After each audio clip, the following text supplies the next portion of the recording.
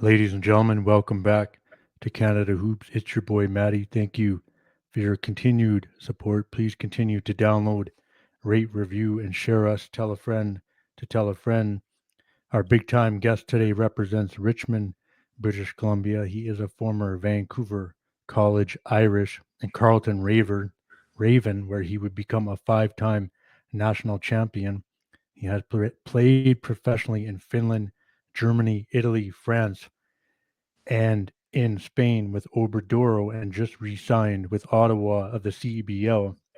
And perhaps more importantly, he bleeds red and white and always represents for Canada basketball when the program comes calling. Stand up and make some noise for Thomas Scrubb. Tommy, thank you for joining us on Canada Hoops, man. Yeah. Thanks for having me.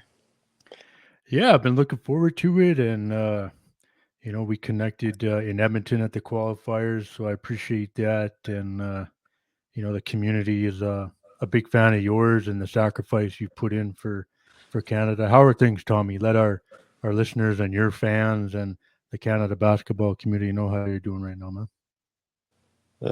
Yeah, things are good. I just finished my season in Spain about 2 weeks ago. Um, then just traveled home with the family last week, and now we're just trying to get settled in. And I took about a couple of weeks off, so now I'm trying to get back into it, get back into shape. So I've been playing with the Ottawa Blackjacks, so I'll probably start with them playing in some games next week. So yeah, it should be a fun summer. Yeah, it's always good to see the national team guys come back and play in the CBL.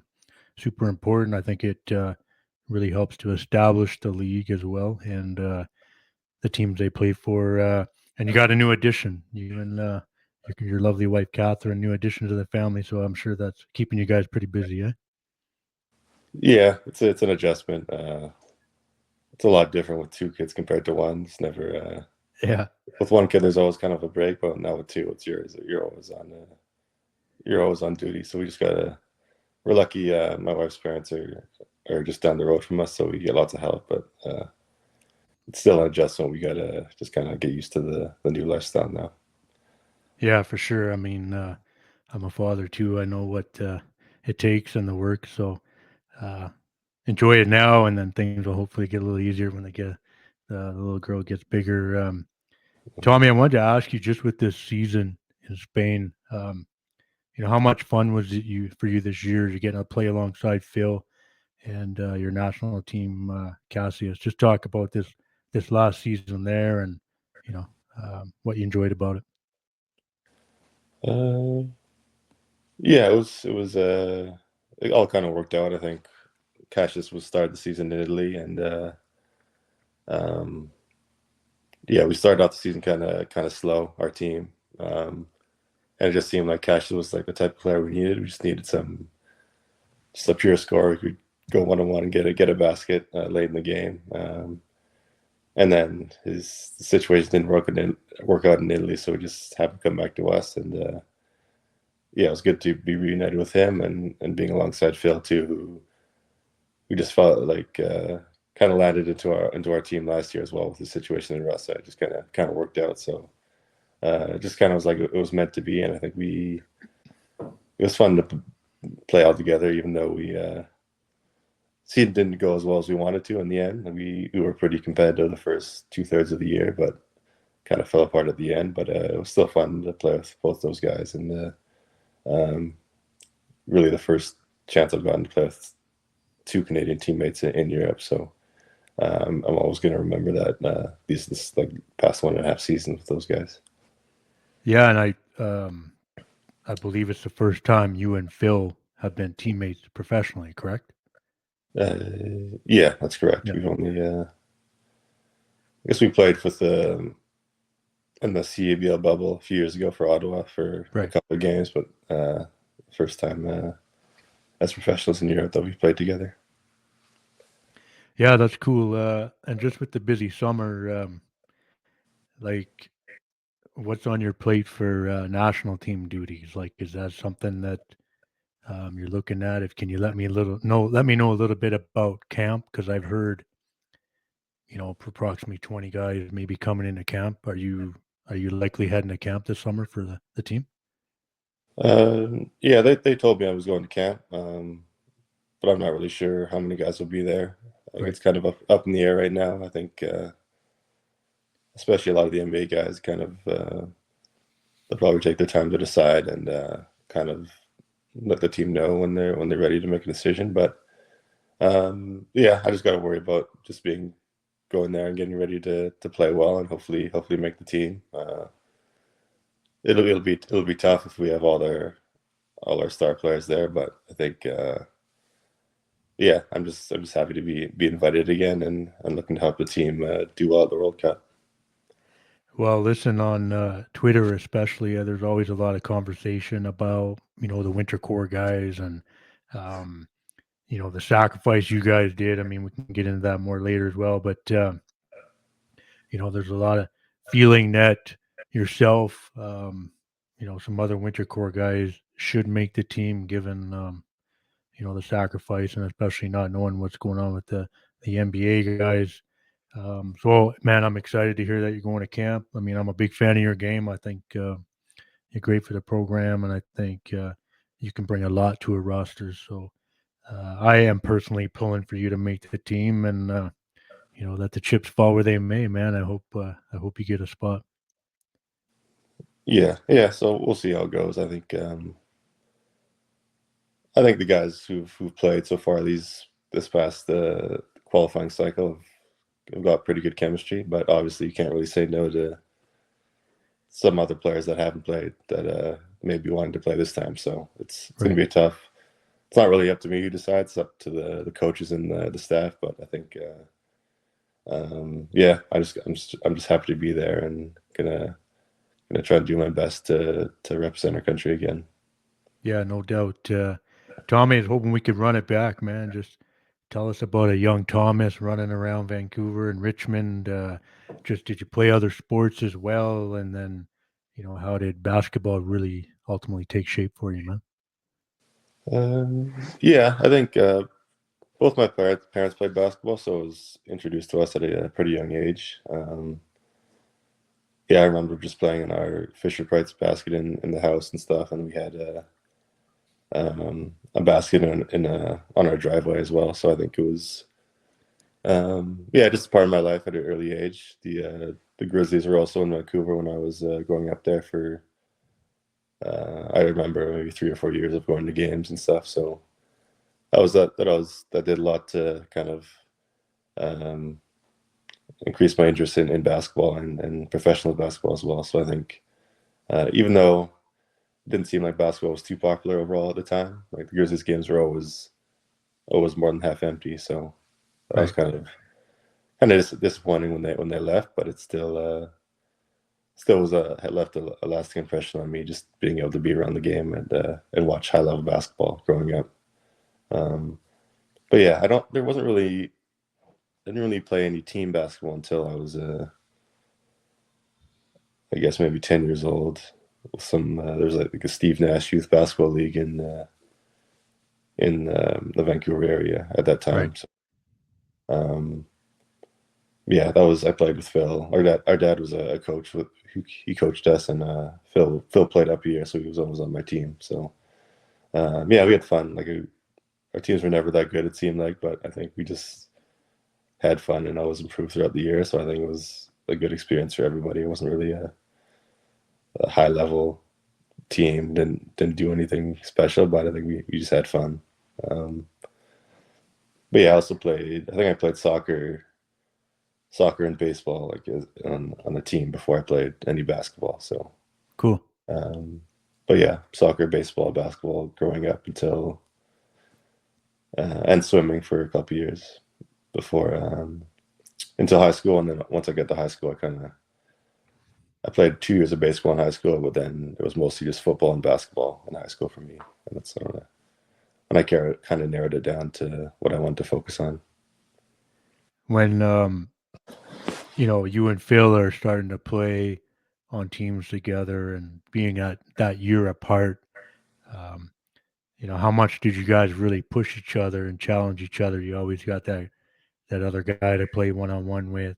Just talk maybe about that dynamic and relationship at a young age. Like, Were there fist fights too? You know how brothers are, right? So I was just curious about that, man.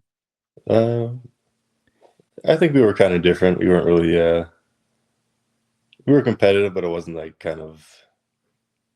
It was more kind of low key. Like we didn't like to Okay. compete directly with each other. But I think if being on the same team, if I saw Phil scoring a lot of points, I want to score a lot of points too. I wouldn't be happy just letting him take all the shots, and same thing for Right. me. But I think, yeah, I think we like playing together, and it was kind of just a natural fit, or kind of both play the right way, kind of not too selfish, and we just kind of help each other get better that way. Um, but yeah, it wasn't really. Uh, we were really in that we weren't really in that competitive a situation, like in terms of going up against each other until we got to Carleton, where it was a more just competitive environment, and then we had really no choice in terms of like no choice rather than to kind of be competitive all the time and kind of compete with each other. Right. Did you at that point? Did you have a favorite player that you liked? Somebody that you sort of looked up to on the floor and whose game you really liked? I know the Grizzlies were in town. Yeah. Any favorite player at Uh, that time? Reggie Miller was always my favorite player growing up. Um, Nice. yeah, even though I don't play like him now. Like I'm not really like a 3-point shooter, but I always liked guys who shot threes back in the day, when it was kind of more a unique thing to do in Right. the late '90s, early 2000s. So yeah, I liked him. Like I liked how he kind of moved without the ball. Like he wasn't like a one-on-one guy. He was kind of just like running off screens, kind of being a bit more off the ball that way. But so yeah, there was him, and then Michael Jordan as well. Like I don't really remember watching him play live, but I just remember watching all the videos and Right. seeing all the highlights and stuff. So I think he was really a big role model for me too. So I think those two guys were kind of the biggest had the biggest impact for me as a kid. Tommy, I try to ask everybody that question. Obviously, the players that join us. That is, I'm pretty sure, the first Reggie Miller love Yeah, and reference on the pod. So I love it, man. Because like there's Canadian. Oh yeah, well Steve was my guy, and excuse me. And I think Reggie, yeah, that's the first. So I love that, man. That's cool. I'm wondering about your time in high school, Tommy, at Vancouver College. I know that VC is not in Richmond. Did you have to travel across the city? Just talk about starting to play at Vancouver College because that's a very good school. There's a lot of hoops history there, from what I know. Just kind of take me through that time and memories and success there, man. um, yeah. So it was about yeah. It was like we had to drive into Vancouver from Richmond, so it was yeah, probably 30 minutes to an hour depending on traffic. Right. Um, but yeah, so my dad would drive me on his way to work every day, every morning. But then the next year, he actually joined as a teacher at Vancouver College. So me, and my brother would always just drive there every day before school. So that was good. So it wasn't really too big of a trek to get to school. It wasn't unbearable. So that was fine. But yeah, so I really didn't want to go to Vancouver College at first. I think Oh, because all my friends went to our local public school just down the road from us, so I'd be the only guy. I knew some other kids there who had played sports with who were from Richmond.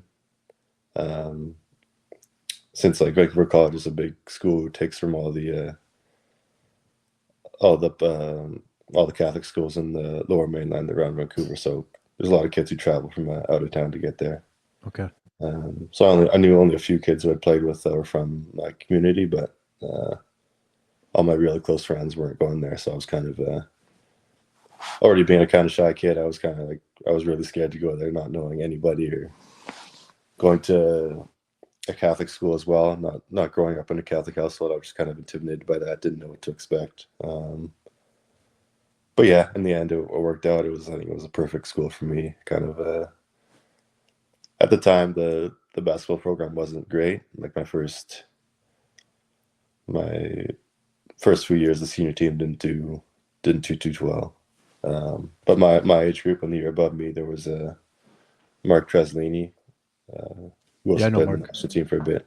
Yeah. So he was the year above me, and his team was doing pretty well. So I think there was a lot of like potential. Like in the next few years, the senior team was really going to start to do a lot better. But yeah, my first year, every year we were always competitive in the top four, and I always felt like I think my grade 8 year, grade 9 year, grade 11 year, and grade 12 year, uh, we lost. Like we won grade 10, the provincials in grade 10, my team, and then those other 4 years we lost every single year by a single basket or less. Like it was a final position loss. So a lot of heartbreak in high school in terms of basketball. Like I feel like we could have won at least 3 or 4 times in my career, but especially at the senior level, which was kind of tough losing my grade 11 year on like a last second layup, and then grade 12 losing to our rival St. George's on a buzzer beater.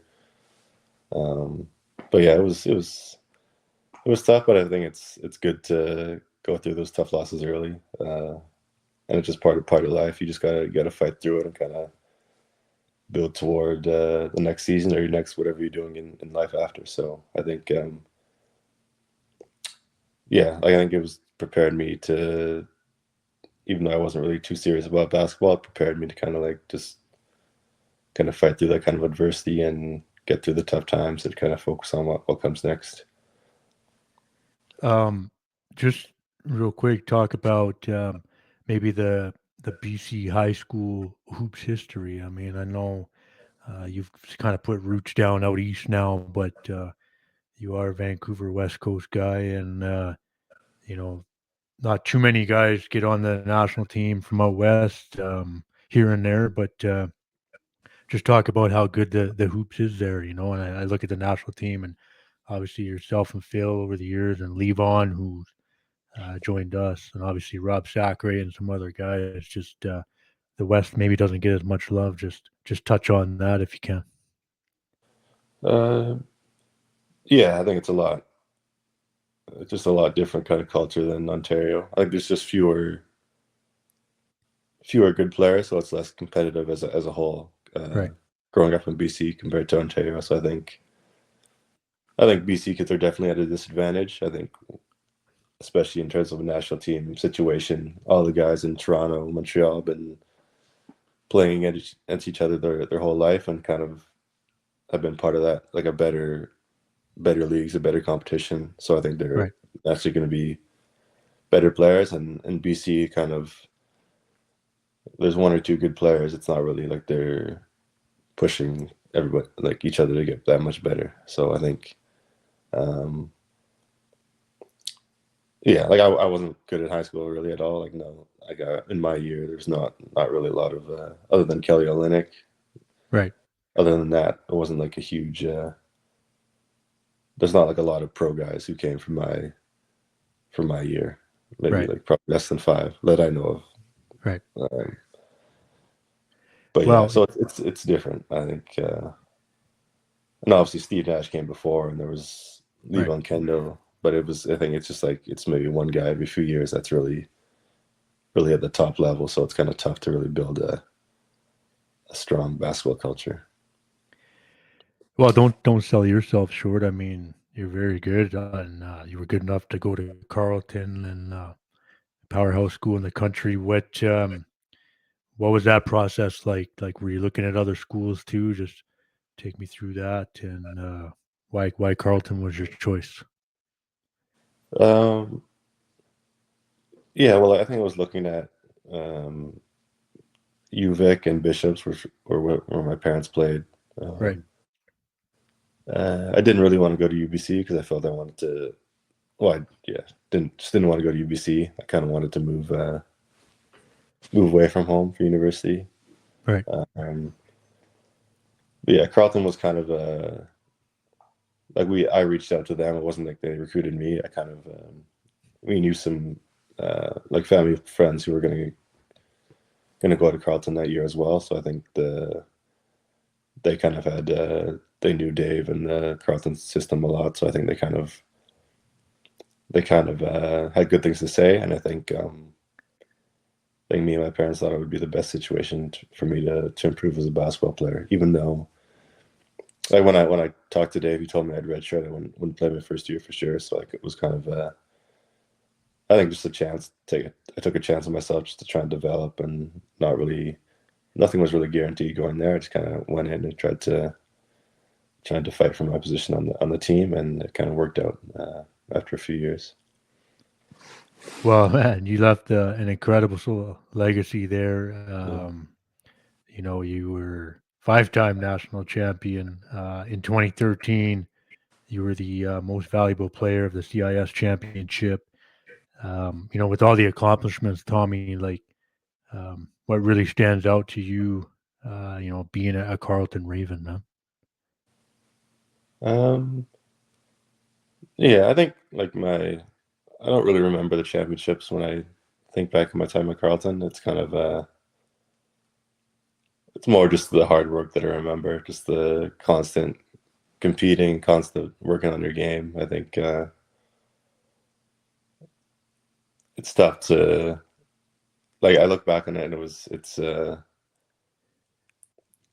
like now with my like how I feel now with my body and stuff. It's hard to imagine how I could survive what we did those 6 years for me at Carleton. I think Right. it was just a lot of basketball, a lot of competing, a lot of just hard work. But yeah, like it's not for everybody. I can really like I see that now. I think when you're in there, it's kind of like your whole world. Like you can't, I couldn't imagine what basketball would be like outside Carleton. But now I've been out of it for a few years, and it's kind of you kind of see how it's a lot different than most places. But yeah, I think for me it was the perfect situation because coming out of high school, really, I just wasn't really 100% in on basketball. Like I think I was more focused on school and just wanted to get good grades and stuff. And my first 2 years, I just didn't at Carleton. I just kind of got through it. Just tried to get through the practices. Just did as little as possible. Um, and I think also when Phil went there,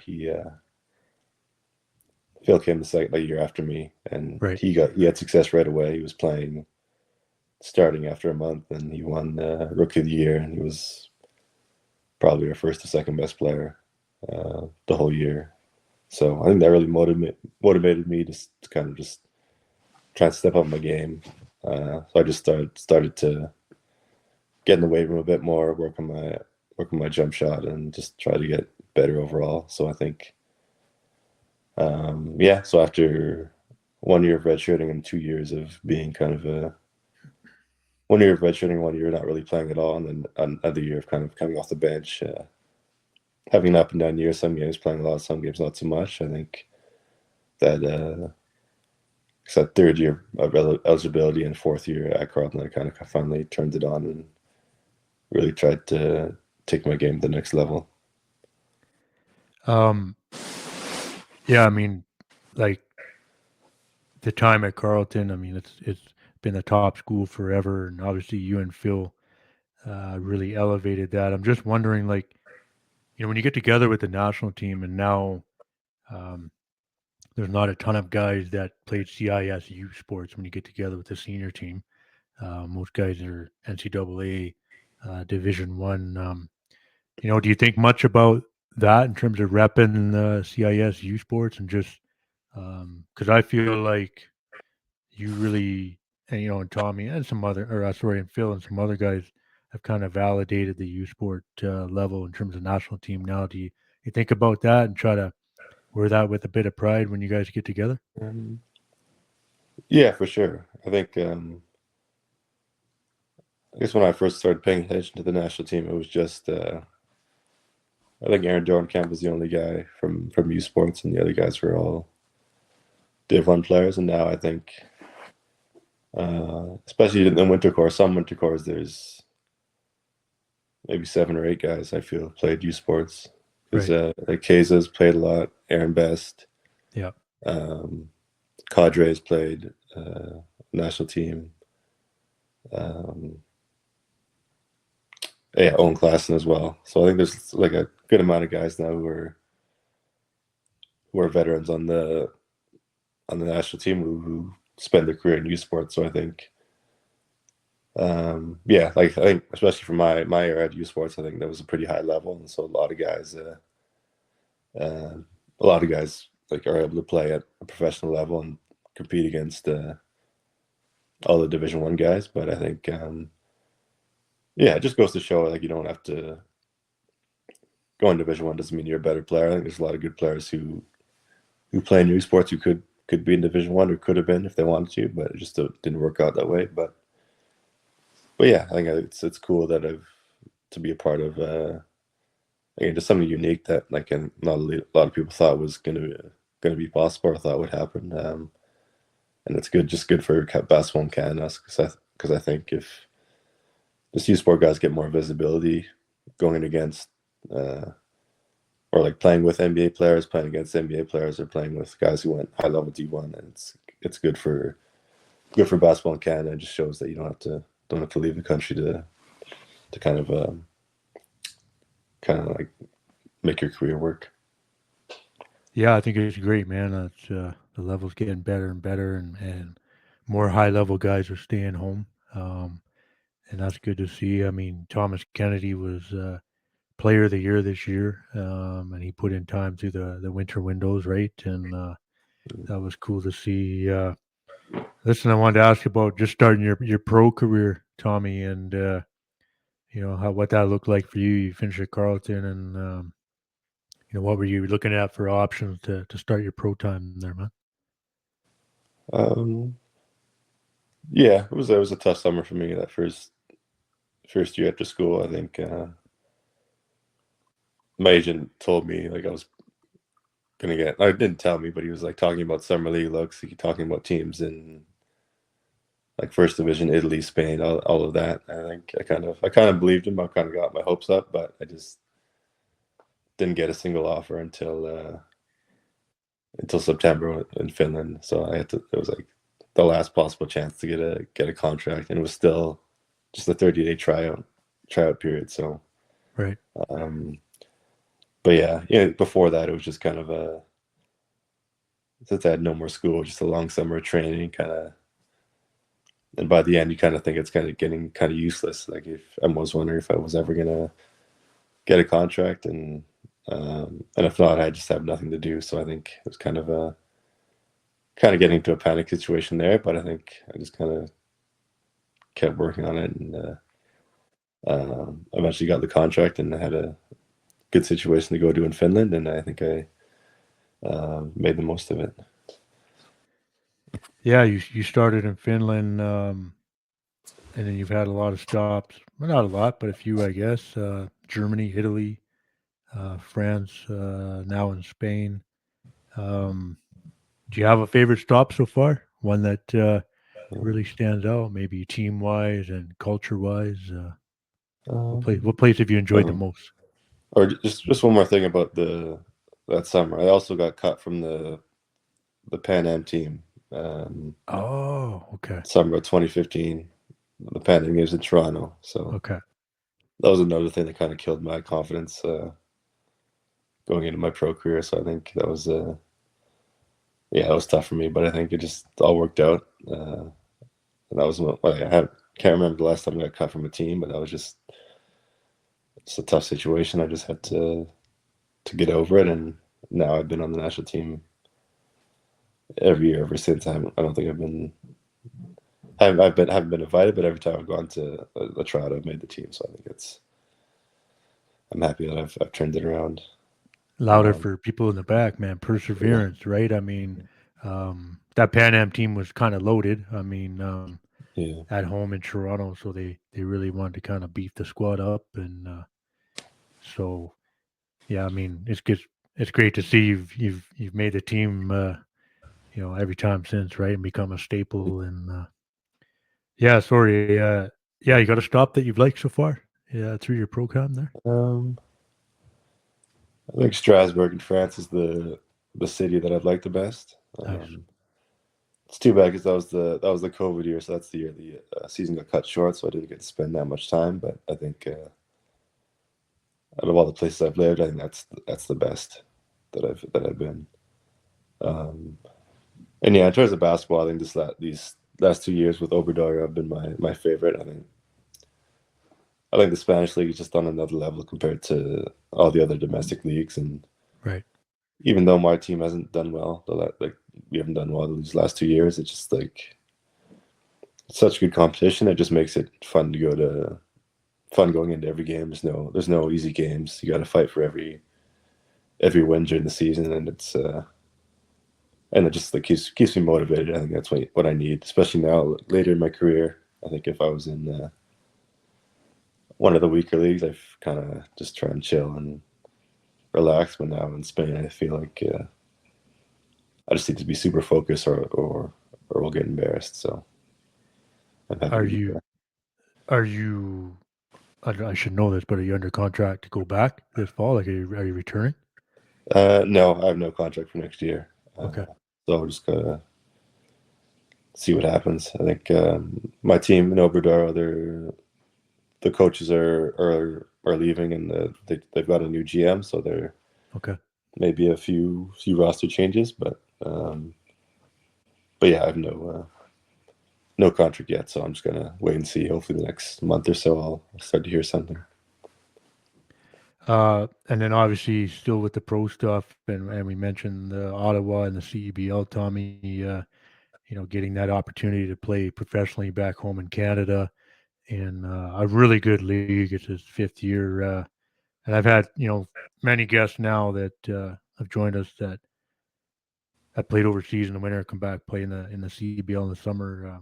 From your perspective, how great is the league, man? Just getting that opportunity to come home, play in front of friends and family, and which you guys don't get to do that much. Just speak on the league, and you've seen a lot of basketball in different leagues. Just give us your thoughts there, man. Yeah, like I was pretty skeptical at first about the league. I just wasn't sure what the level was going to be like. I think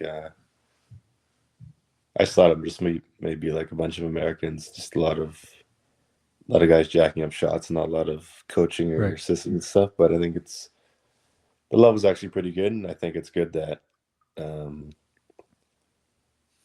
there's a lot of guys who come back to play, especially for the same team, and especially like Americans who have come back to the league every year. I think that really helps, kind of just the notoriety of the league, just for the fans to have guys that they know, even if they're not, like, a lot of the teams don't have. There's not a lot of like local players from some of the cities the teams are in, but I think just having the recognition of American guys who've been in the league, or Canadian guys who are not from there, but they've just been in the league for a few years. It just helps the recognition of these guys around the country, and I think that kind of increases the interest in the league. And I think just the marketing is really good. I think just how the league presents itself, it's kind of enticing for uh, for guys to play. It feels like, because every summer I feel like going into every summer I kind of say I don't want to play anymore, but I just start watching the games, and I feel like it kind of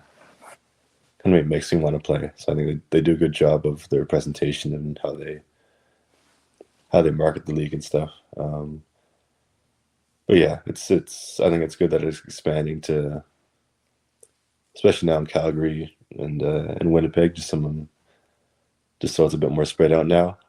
Right. Uh, that's good for the country. So now it's a bit more of a nationwide product. So I think yeah, we'll see where it goes. I think the league seems like it's kind of always moving forward. So I think they're gonna keep pushing the boundaries and kind of keep trying to expand it. Yeah, I mean, me personally, I mean, just kind of being a hoop head and obviously national team stuff. They emphasize the Canadian guys, which is important. I love to see the national team people sprinkled throughout the league. I think that's really important. They got TSN on board this year, right? Showing games. That's very key. Teams in Calgary and Winnipeg, good markets. I think it looks like it's here to stay, and continued success, and just putting more hoops in front of people that aspire to play, and want to play at a high level. I think it's important. I always love to get guest thoughts on that, and I think it's really great that, like, it might be easy for you, let's say, at this point in your career, to just not play. You play a long season overseas, and you have a family. But I think it's great that guys like yourself make an effort to play, because you guys have a big following across Canada. So I know I'm appreciative of that. So yeah, the league looks good, man. Yeah. Um, Tommy, on Canada Hoops, man, we love to talk Canada basketball, especially with guests who have played for the program, which you have always tried to do. Um, you played in all 12 qualifier games in this World Cup cycle. For you, you clearly care about playing for Canada. Just what does it mean for you to do that every time when you get that opportunity? And where does it really rank for you in your career, man? Um, yeah, obviously, yeah, going back to the time I got cut, like in 2015, I think ever since then I just didn't want to take it for granted. So I think it's a great opportunity to represent your country, and I feel like there's not many guys get to do it, and it gives you a sense of pride just to, especially in these windows, going up in kind of hostile environments and being another team in their own country is kind of a unique experience that you don't get as a pro overseas. But yeah, it's been really, especially since they added this window system with the World Cup. I think it's been a different, just kind of a different, I guess, experience. I think before I never played in the when they did the kind of like 12 games in 13 days, like FIBA Americas, like all in Right. do it all in 2 weeks. I never experienced that, so I can't really say how that was. But I think now it's better just to be able to travel a bit more, kind of take a break from your season in Europe, kind of reunited with the guys you kind of know from over the past few years. And yeah, I think it's just gets increases the visibility. So I think other like countries get to see their own team play in their own gyms, which is kind of good for the, I guess, expanding the visibility of international basketball. Yeah. Because I feel like growing up, I didn't really know anything about the national team. Like I heard about Steve Nash, and I remember watching him at the Olympics in Sydney, but like Steve Nash was the only guy I knew on the team, and I didn't really Right. have any interest in any other players. I never really heard of them. But now I think that the national team gets to play in all over Canada now these last few years. I think it'll kind of help kids kind of just know that there's more basketball outside the NBA, and there's guys that are good that aren't in the NBA. So I think that's just good for the overall development of basketball. Yeah. With the qualifier window here in the 12 games that you ultimately played in, along with Phil, the only two guys to do that. At the start of that qualifier journey and window, like, did you think that was possible? Was that something you were like, you got to have the commitment from your pro team to do that too? But did you think that was something that you were going to be able to do? Uh, yeah, like I think it just depends on who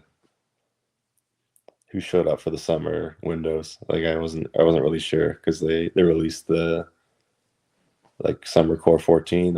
I wasn't on it, so I just didn't expect to play the. I wasn't really 100% sure I was going to play last summer in this Hamilton and Victoria. Right. But other than that, I knew I'd want to go to all the window games for sure. Like it wasn't a question about that. Yeah, like even in Europe, I think the teams it's kind of just a different mindset on the national windows. I feel like Right. they kind of talk about it like you've been caught like they kind of Like talk about it like called being up. yeah, Like or being called like up. drafted. Yeah, being Yeah. drafted to the army. It's not like it's Right. not like your choice. It's the team's choice. Like you can't. There's like penalties if you say no to the national team. I feel like Okay. so it's kind of in Europe they understand. They don't have a problem with me leaving for these games. But yeah, I was gonna like the only tough one would have been this last one in Venezuela because Right. my wife was about to give birth and a couple months after that, but I'm lucky she's been great being able to support me and leaving for all these games and but yeah, I'm happy I was able to play all 12. It's too bad we didn't win all 12, but I think we still finished first in the group and that's good enough for us. Yeah, well, listen, man, the winter core was crucial. Without everyone making that sacrifice, the qualification probably doesn't get done. And hats off to you and all the guys through the winter core. And I was there in Edmonton, as you know, and I got a sense from the group, Tommy, like at the games in Edmonton, there was a lot of pride from the guys, knowing that you guys were gonna be that group, potentially be that group to officially punch the ticket for the World Cup. Was there a lot of talk about that amongst you guys that weekend? Just like, hey, we're gonna be the squad that officially gets this done. Um, Not specifically, but I think we just wanted to get the win, especially against the first game against Venezuela, which we knew was going to be our tougher opponent. And Right. yeah, I think we have a history against Venezuela. We've lost to them a couple times the last few years. So I think we just can't. We're going to take that game lightly. And yeah, I think the team really played well together. I think we kind of were well balanced. Had a lot of guys who'd played with each other before, and I think we just really just like you dominated both games, which was a lot of fun. Throughout all your years playing with the national team now, and I know you got some great memories and teammates. Is there a couple guys on the squad that you kind of grown close with that you didn't know that well, and then you started to get to know them through the national team time? Any teammates stand out for you? Um, yeah, like obviously Phil is my brother, so it's Yeah, kind of natural. But I think one guy is Melvin Edgem. Like I think nice. first met him the FISU tryouts. This is 2013. We played on the FISU team together in Russia. Um, and yeah, they were kind of opposite personalities, so not really a natural fit. But I think Mel's a bit loud. yeah. Yeah, So over the years, like we've always just like he tried to get me out of my shell, and naturally we've just kind of grown a bit closer. So I think that's kind of a not really the most natural friendship, but now I think we've grown pretty close, and even though we were like we play the same position and kind of um, one guy's minutes are going to take away from the other guy. It's kind of just we enjoy being together, and I'm always happy to see him at these whenever he's at these national team tryouts. yeah, he's been a warrior for the program. Lots of guys will say that. The community says that, and we've been fortunate. Melvin's a friend of ours on the podcast. So I like that. Yeah, I got a lot of love from Mel. Tommy, do you have a top five or favorite five of all time for Canada basketball, man? Uh, I think I can do both. I can do my favorite five. Yeah, cool, man. Um, so for my favorite five, I put Phil, my brother, and Brady Heslip at the guards, Nice. and then me and Melvin, the 3 and 4, and switch it up, and then I think we'll go small and put Kyle Wiltshire at the 5. Man, I love it, man. You know what? Like when people come on, they're like, Now I'm not putting myself in my 5. I love that you did Yeah. that, man, and I love that you got Thank Phil you. there. And I'm a big Wiltshire fan too, man. I mean, the guy's a bucket. Um, yeah, that's a great 5, man. I love it. Unique. Yeah. Good job, man. Yeah. Yeah. I think we do okay. No, But that's a good lineup. yeah. And then their top 5 all time is pretty tough, I think. I guess Yep. for sure you have to put Steve Nash the top 5. Um, I just have to put Shea in there because I feel like he's done. Not many Canadians have done what he's done this year, past year in Right. the NBA. So I gotta put him there. Right. Um, I don't know. I'll put Kelly Olynyk in there as Nice. well because he's been like loyal, like for an NBA player, he's been pretty loyal. He always shows up to play when he can. So that's pretty special. Kelly reps hard. Yeah. Yeah. Yeah. Uh, yeah, these last 2 are tough. I don't know. I don't know. There's a lot of people. I'll put Yeah. Andrew Wiggins in there. Nice. I feel like he's got a championship pedigree now, so I feel like he's somebody you want to have on your team. And then I say Dwight Powell as well, just because he's been another loyal guy who's just always shows up when he's asked, and I think he's just a tough player and a great teammate.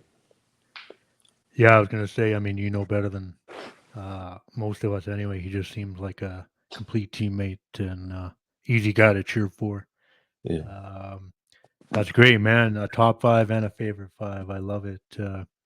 Tommy, one last kind of fun one. Who would you like to see on Canada Hoops join us? And then the kicker, you might have to help me connect with them. But who would you like to see on the podcast, man?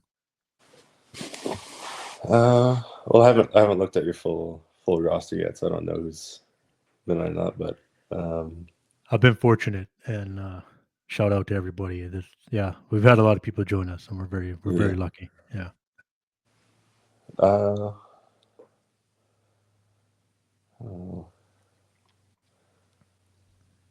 We haven't had Phil.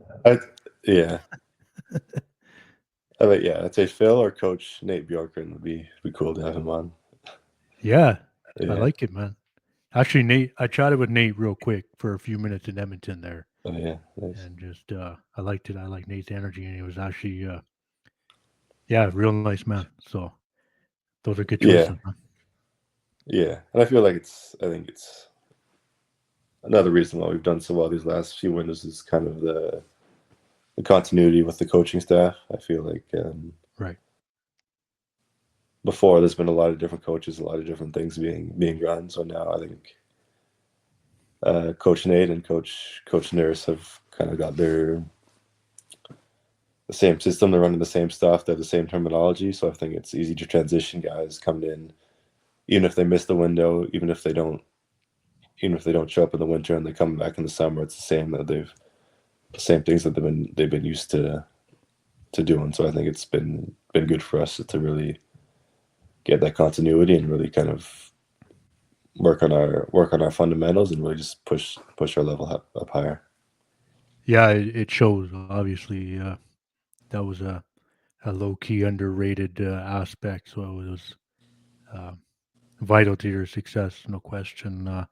Tommy, any shout outs or thank yous, man, before I get you out of here and get you back to being a dad? And again, man, we truly appreciate you joining us on Canada Hoops. Yeah, just need to shout out my wife, Catherine. I think, especially being part of the national team, it's a lot of time away. Right. And with kids now, it's especially tough for her. And I think she grew up. Her dad used to work for Canada Basketball and worked for FIBA, so she's used to being around international basketball and used to being around like people who travel a lot. So I think she's kind of grown up kind of in this lifestyle. So I think it was an easier adjustment for her, but it's still tough for her. Like her being in a foreign country and me being away for a week or 2 weeks, being away for a month for the World Cup. So I think it's without her support and her kind of her positive attitude towards it, I don't think I would have been able to play all the games I've played these last few years. So I think it's really thanks to her, and I'm grateful for it. Yeah, well, shout out Catherine. I know she follows the podcast on social media. We appreciate that, and I know she's a pretty good hooper herself. So, um, yeah, well done, man. Yeah, again, thanks again, Tommy, man. When we appreciate the time, and looking forward to seeing what the red and white does for you this summer. And I'm pulling for you to make the team. I think that'd be great, and some other winter core guys. So, all the best to you, man, and have a great summer, man. Yeah, appreciate it, and thanks for having me. And yeah, I think whoever's on the team this summer, I think they're going to do well, and I think Canada basketball is due to kind of take the next step and kind of qualify for the Olympics and be in the medal contention in every tournament that they're in. I think the talent is there. You just takes that one tournament to kind of give us the confidence to really kind of gain that winning attitude and push it forward into the future. Yeah, no question. Man, that's it for another episode of Canada Hoops. I want to thank the Canada basketball warrior Tommy Scrubb for pulling up. Thank you for listening. Download, rate, and review us wherever you get your podcast. Keep supporting Canada basketball and our Canadian Hoopers, and we will see you on the next episode.